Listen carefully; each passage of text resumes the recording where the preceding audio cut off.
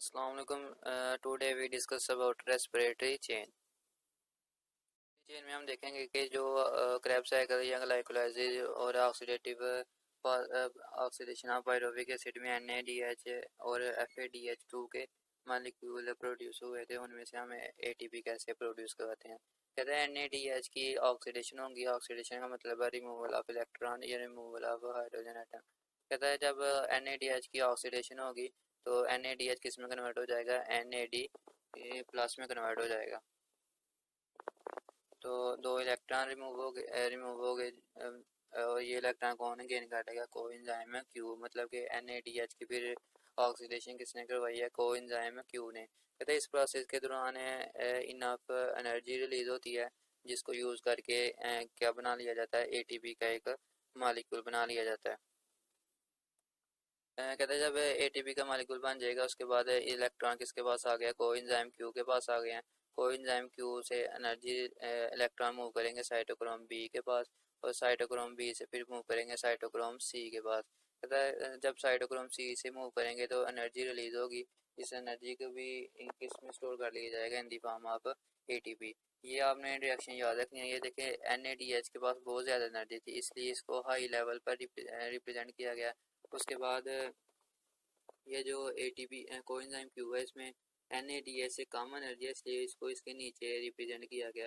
और इसी तरह आगे जो नेक्स्ट आ रहे हैं ऑक्सीडेटिव रिडक्टिव सब्सटेंसेस, इनमें एनर्जी बिलतरतीब कम होती जा रही है इसलिए इनकी पोजीशन क्या की जा रही है, आहिस्ता आहिस्ता नीचे की तरफ आती जा रही है। तो ये आपने डायग्राम जब ड्रा करनी है तो ये ध्यान में रखना है कि जो बाद में आ रहा है उसकी पोजीशन नीचे होगी और जो पहले होगा जिसमें एनर्जी ज़्यादा होगी उसकी पोजीशन ऊपर होगी। तो ये कोएंजाइम क्यू के कहते हैं साइटोक्रोम बी से जब इलेक्ट्रॉन मूव करेंगे साइटोक्रोम सी की तरफ, यहाँ से भी एनर्जी क्या होगी, रिलीज होगी। तो इस एनर्जी को किस में स्टोर कर लिया जाएगा, ATP के फॉर्म में स्टोर कर लिया जाएगा। उसके बाद कहते हैं साइटोक्रोम सी से इलेक्ट्रॉन मूव करेंगे साइटोक्रोम ए की तरफ और साइटोक्रोम ए से साइटोक्रोम A3 की तरफ। और at the last cytochrome A3 से इलेक्ट्रॉन जब मूव करेंगे ऑक्सीजन की तरफ तो ये ऑक्सीजन का मालिक्यूल हाइड्रोजन के साथ मिलकर क्या बना देगा, वाटर का मालिक्यूल। और साथ में कहते हैं इस प्रोसेस के दौरान भी इनफ फ्री एनर्जी रिलीज हो रही है जो किसमें स्टोर कर ली जाएगी, in the form of ATP। मतलब कि एक NADH के मालिक्यूल से कितने ATP प्रोड्यूस हो रहे हैं, 3। एक जब NADH की रिडक्शन ऑक्सीडेशन हुई थी, दूसरा जब साइटोक्रोम बी से इलेक्ट्रॉन मूव किए थे साइटोक्रोम सी की तरफ, और तीसरा जब साइटोक्रोम ए से इलेक्ट्रॉन मूव किए थे ऑक्सीजन की तरफ। तो एक NADH से कितने ATP प्रोड्यूस हो सकते हैं, 3। इसी तरह FADH2 की भी को भी ATP में कौन कन्वर्ट करता है, रेस्पिरेटरी चेन कन्वर्ट करता है। कहते हैं FADH2 की भी ऑक्सीडेशन कौन करवाता है, कोएंजाइम क्यू। लेकिन इसमें से इतनी ज़्यादा एनर्जी रिलीज नहीं होती इसलिए इस प्रोसेस के दौरान ATP प्रोड्यूस नहीं होता। आगे सारा प्रोसेस है इसका NADH की तरह का ही है। मतलब कि साइटोक्रोम बी से जब इलेक्ट्रॉन मूव करेंगे साइटोक्रोम सी की तरफ तो एक ATP का मालिक्यूल प्रोड्यूस हो जाएगा। और इसी तरह जब साइटोक्रोम ए से ऑक्सीजन की तरफ मूव करेगा तो वहाँ एक ATP का मालिक्यूल प्रोड्यूस हो जाएगा। मतलब कि FADH2 के से कितने ATP प्रोड्यूस हुए हैं, 2। लेकिन NADH से कितने प्रोड्यूस हुए हैं, 3। Description is key कहता है respiratory chain in the Krebs cycle NADH and NADH2 are produced from NAD plus। कहता है Krebs cycle में हमने क्या प्रोड्यूस करवाया था, NADH2 प्रोड्यूस करवाया था। कहता है इस NADH को हम रेस्पिरेटरी चेन में से गुजारते हैं जहाँ से electron different oxidation reduction series से स्टेप बाय स्टेप क्या मूव करते हैं और क्या प्रोड्यूस करवाते हैं, ATP के मालिक्यूल प्रोड्यूस कराते हैं।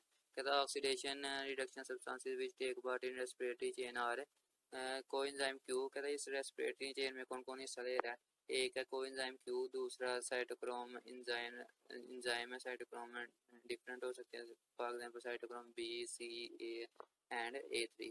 और at the last respiratory chain के कौन प्रेजेंट है, मॉलिक्यूलर ऑक्सीजन।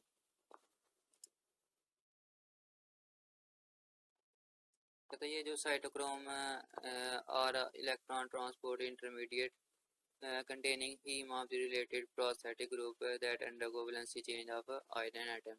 कहता है साइटोक्रोम के पास क्या प्रेजेंट है, हीम ग्रुप प्रेजेंट है। हीम में क्या प्रेजेंट होती है, आयरन।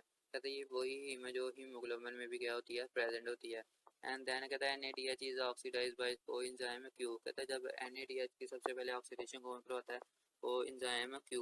ऑक्सीडेशन से क्या हमारा आता है, रिमूवल ऑफ हाइड्रोजन, ये रिमूवल ऑफ इलेक्ट्रॉन। तो इसकी ऑक्सीडेशन कौन करवा रहा है, कोएंजाइम Q। कहता है उसके बाद कोएंजाइम इस प्रोसेस के दौरान इतनी एनर्जी रिलीज होती है कि एक ATP का मॉलिक्यूल क्या करवाया जा सकता है, बनाया जा सकता है। कहता है उसके बाद coenzyme Q, electron coenzyme Q के पास आ गए हैं। अब कोएंजाइम Q ने इलेक्ट्रॉन को रिलीज करना है, मतलब कि इसकी क्या हो जाएगी, ऑक्सीडेशन हो जाएगी। कहता है कोएंजाइम Q में से कौन करवा रहा है ऑक्सीडेशन, कौन करवा रहा है, साइटोक्रोम बी करवा रहा है। उसके बाद कहता है साइटोक्रोम बी की ऑक्सीडेशन कौन करवाएगा, साइटोक्रोम सी करवाएगा। कहता है जब साइटोक्रोम बी की ऑक्सीडेशन होगी इस प्रोसेस में भी एनर्जी रिलीज होगी जिसको ATP की फॉर्म में स्टोर कर लिया जाएगा। उसके बाद कहता है cytochrome C then transfer to cytochrome A, मतलब कि साइटोक्रोम सी की ऑक्सीडेशन किसने करवाई, साइटोक्रोम ए ने। उसके बाद कहता है कि जब साइटोक्रोम ए की ऑक्सीडेशन करवाएगा ऑक्सीजन का मॉलिक्यूल, इस प्रोसेस के दौरान भी एनर्जी रिलीज होती है जिसको ATP के फॉर्म में स्टोर कर लिया जाएगा। कहता oxygen is the most electronegative substances and the final acceptor of the electron. कहता रेस्पिरेटरी चेन में फाइनल एक्सेप्टर कौन है, फाइनल एक्सेप्टर ऑक्सीजन है। कहता इस प्रोसेस के दौरान एक वाटर का मॉलिक्यूल प्रोड्यूस हो रहा है और इस प्रोसेस में जो एनर्जी रिलीज होती है उसको किस फॉर्म में स्टोर कर लिया जाता है, in the form of ATP। जो हमने पीछे 2-3 लेक्चर में पढ़ा है एरोबिक रेस्पिरेशन। एरोबिक रेस्पिरेशन में 4 डिफरेंट प्रोसेस हो रहे हैं। कौन कौन से, एक ग्लाइकोलाइसिस, दूसरा ऑक्सीडेशन ऑफ पायरोविक एसिड, तीसरा क्रेब्स साइकिल और चौथा आज भरा रेस्पिरेटरी चेन। कहता है ग्लाइकोलाइसिस में कितने ATP प्रोड्यूस हुए थे, कहता है ग्लाइकोलाइसिस में डायरेक्टली 2 ATP प्रोड्यूस हुए थे, 4 बेसिकली 4 प्रोड्यूस हुए थे लेकिन 2 क्या हो गए थे, यूज हो गए थे। तो नेट हमारे पास कितने बचे थे, 2। कहता है 2 डायरेक्टली प्रोड्यूस हुए थे और 2 हमारे पास क्या आए थे, NADH के मालिक्यूल आए थे। कहता हमने पता अभी कि NADH का एक मालिक्यूल कितने ATP प्रोड्यूस करवा सकता है, 3 ATP प्रोड्यूस करवा सकता है। तो कहता 3 जो, क्योंकि इधर ग्लाइकोलाइसिस में 2 NADH के मालिक्यूल बने थे तो 2 से कितने बनने चाहिए थे ATP, 6 बनने चाहिए थे, लेकिन इधर कितने बने हैं, 4 बने हैं। 4 क्यों बने हैं, कहता क्योंकि ग्लाइकोलाइसिस का प्रोसेस कहाँ हो रहा होता है, साइटोप्लाज्म के अंदर, साइटोप्लाज्म में। उसके बाद कहता है जो ऑक्सीडेशन ऑफ पायरोविक एसिड है ये कहाँ नहीं होती है, इन दी मैट्रिक्स ऑफ माइटोकॉन्ड्रिया।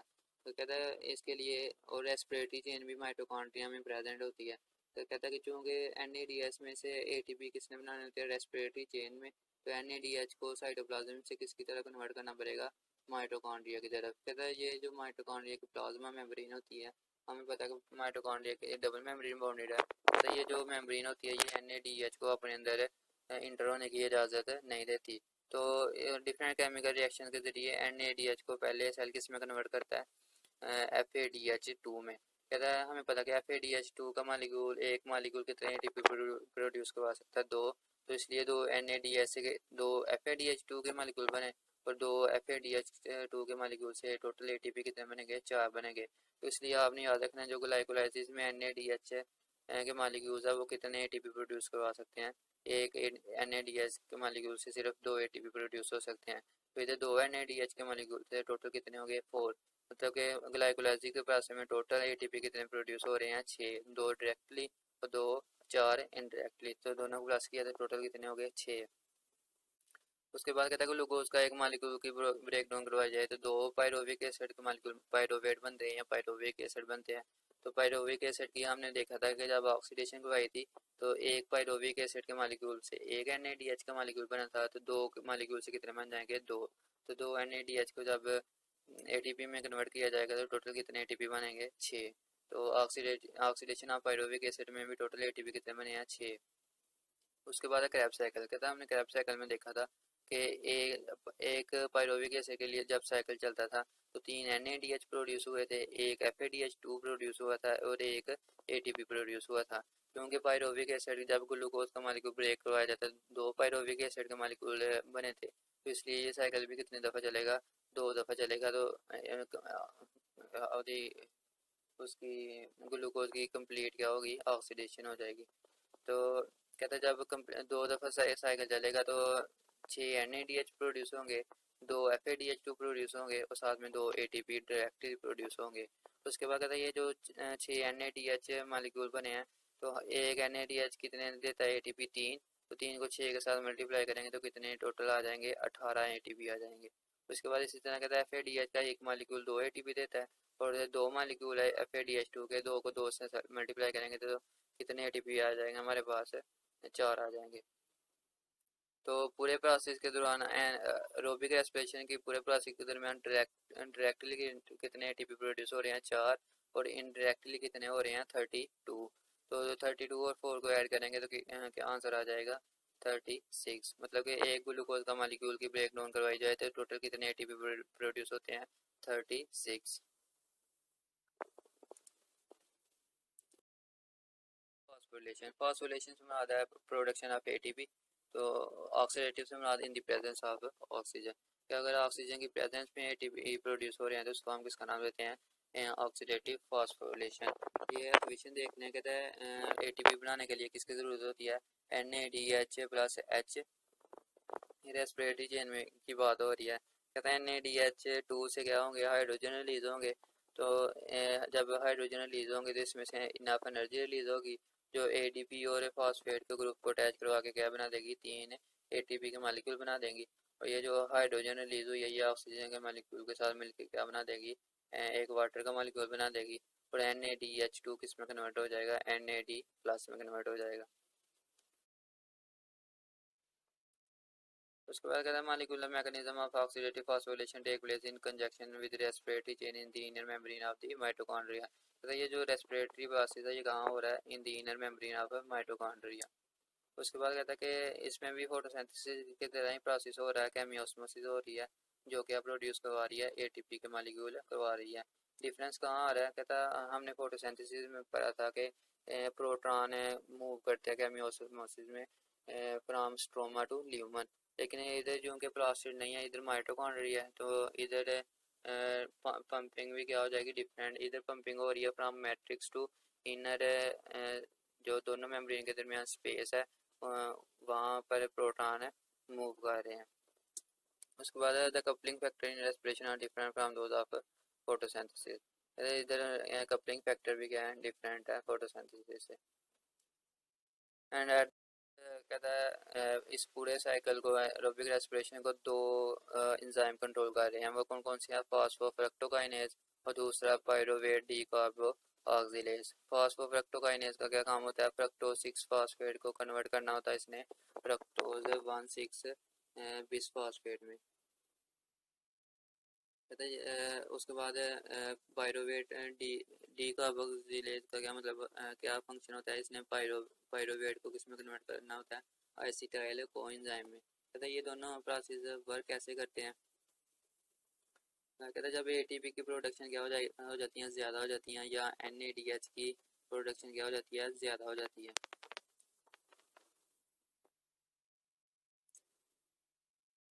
जब ATP की प्रोडक्शन ज़्यादा होगी तो ये क्या करता है कि ATP की प्रोडक्शन ज़्यादा होगी तो ये जाके फॉस्फोफ्रक्टोकाइनेज जो एंजाइम है जो फ्रक्टोज 6 फास्फेट को फ्रक्टोज 1,6 बिसफॉस्फेट में कन्वर्ट करता है उसको जाके इनहिबिट कर देगी, बंद कर देगी। तो ये फ्रक्टोज 6 फास्फेट फ्रक्टोज 1,6 बिसफॉस्फेट में कन्वर्ट नहीं होगा।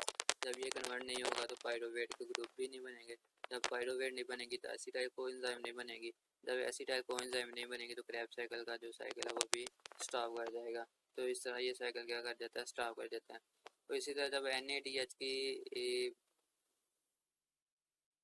तादाद बढ़ती है तो NADH इसको इनहिबिट कर देता है पायरोवेट डी कार्बो ऑक्सीलेज को। ये पायरोविक एसिड को एसिटाइल कोएंजाइम में कन्वर्ट नहीं होने देती। जब एसिटाइल कोएंजाइम नहीं बनेगा तो क्रेब्स साइकिल में ये इंटर नहीं होगा। तो जब क्रेब्स साइकिल में इंटर नहीं होगा तो क्रेब्स साइकिल क्या कर जाएगा स्टॉप कर जाएगा।